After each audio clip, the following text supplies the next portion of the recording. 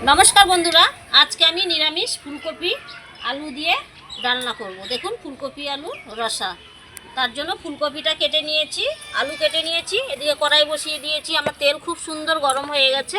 एबार आमी फुलकपिगुलो छेड़े देब।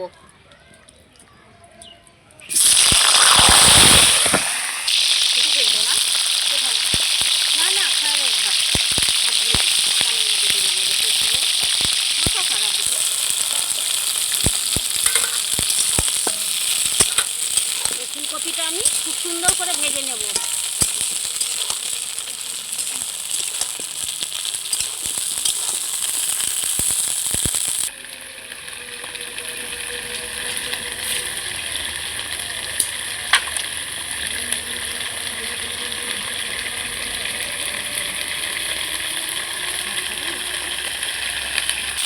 দেখুন ফুলকপিটা আমি কিছুক্ষণ ধরে এমনি ভেজে নিলাম খুব সুন্দর করে। এইবার আমি লবণ হলুদ দেব। ফুলকপি ভাজার মধ্যে লবণ দিয়ে দিলাম, একটু হলুদ গুঁড়ো, লবণ হলুদ দিয়ে খুব সুন্দর করে আমি ফুলকপিটাকে আবারও ভেজে নেব।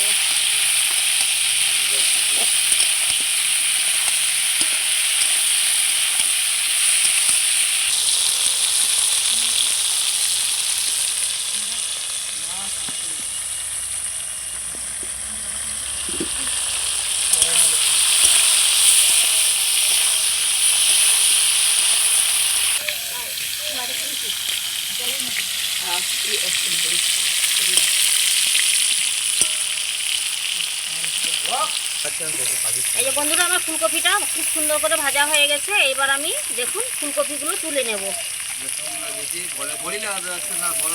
ফুলকপি আলু দিয়ে খুব সুন্দর করে ডালনা করে নেব।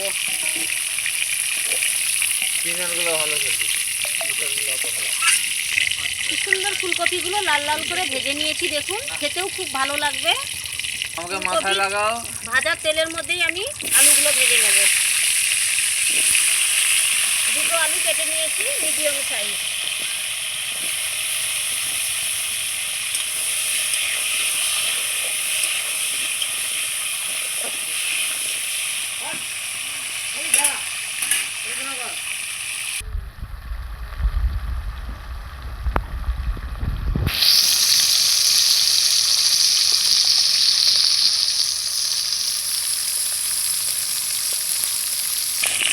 এই বন্ধুরা আলুটা আমি খুব সুন্দর করে একটু তেলে ভেজে নিলাম।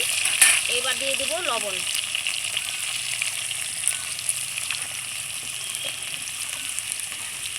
সঙ্গে দিয়ে দিচ্ছি হলুদ গুঁড়ো, দিয়ে আবারও সুন্দর করে লাল লাল করে এই আলুটাকে ভেজে নেব। আলুটা ভাজাও হয়ে যাবে, সেদ্ধও হয়ে যাবে খুব সুন্দর।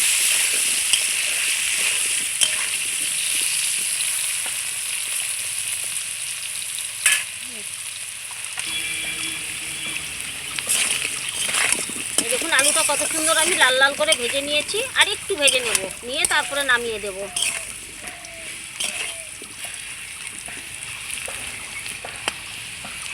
আলুটা আমার খুব সুন্দর ভাজা হয়ে গেছে। এবার আলুগুলোও আমি তুলে নেব।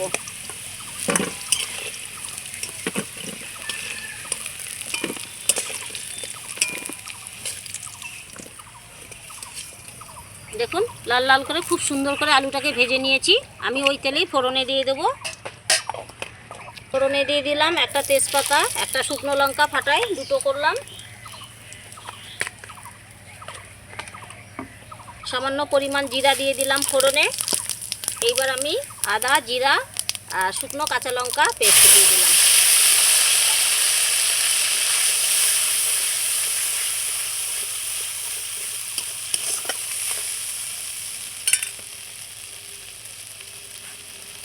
সামান্য পরিমাণ লবণ দিয়ে দিলাম। আমি আলু ভাজাতে ফুলকপি ভাজার মধ্যে লবণ দিয়েছি, পরিমাণটা বুঝেই কম করে লবণ দিলাম।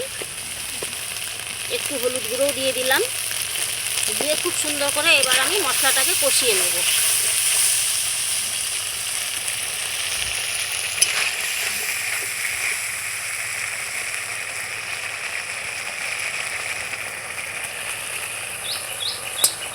ভাজতে ভাজতে কত সুন্দর তেল ছেড়ে দিয়েছে। দেখুন মশলাটা কত সুন্দর ভাজা হয়ে গেছে। এইবার এইবার আমি মশলার বাটিটা দিয়ে সামান্য পরিমাণ জল দিয়ে দেব।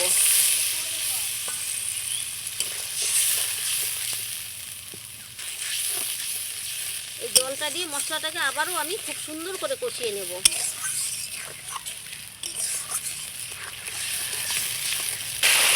এই যে আমার মশলা ধোয়া জলটা দিয়েও খুব সুন্দর করে কষিয়ে নিয়েছি। এই দেখুন কত সুন্দর তেল ছেড়ে দিয়েছে সাইড থেকে, তার মানে আমার মশলা কষানো খুব সুন্দর হয়ে গেছে। এইবার আমি ভেজে রাখা আলুটা এর মধ্যে দিয়ে একটু কষিয়ে নেব।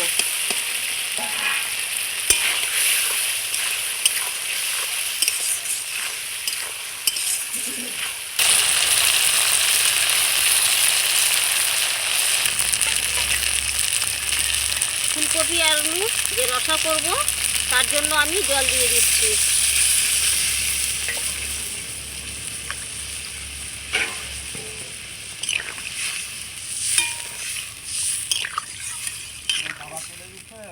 আমার ঝোলটা খুব সুন্দর ফুটে গেছে। এইবার আমি ভেজে রাখা ফুলকপিগুলো দিয়ে দেব।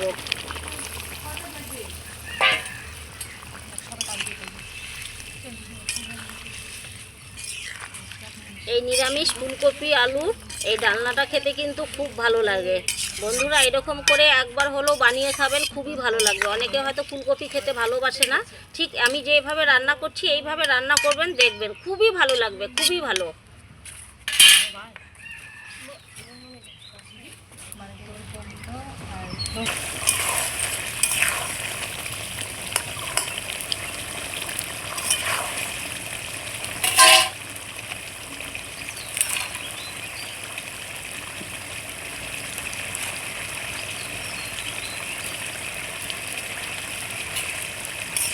কপি আলু নিরামিষ তরকারি খুব সুন্দর হয়ে গেছে বন্ধুরা। এই দেখুন ডালনাটা এত সুন্দর হয়েছে। এইবার আমি উপর থেকে গরম মশলা দিয়ে দিব, বাড়ির বানানো গোটা গরম মশলা গুঁড়ো করে নিয়েছি। এই দেখুন গরম মশলা দিয়ে দিলাম।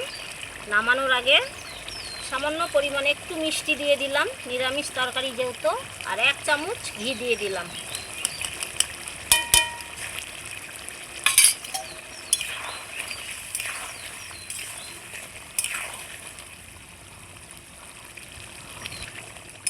এই যে আমার নিরামিষ তরকারি খুব সুন্দর হয়ে গেছে ফুলকপি আলু দিয়ে, দেখুন ডালনাটা।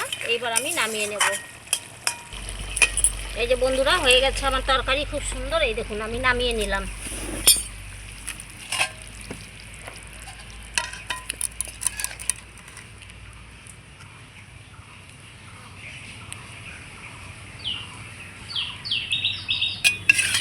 এই যে বন্ধুরা আমি একটা পাত্রের মধ্যে নামিয়ে নিলাম। দেখুন ফুলকপি আলু রসাটা কীরকম হয়েছে অবশ্যই আপনারা কমেন্টে জানিয়ে দেবেন বন্ধুরা।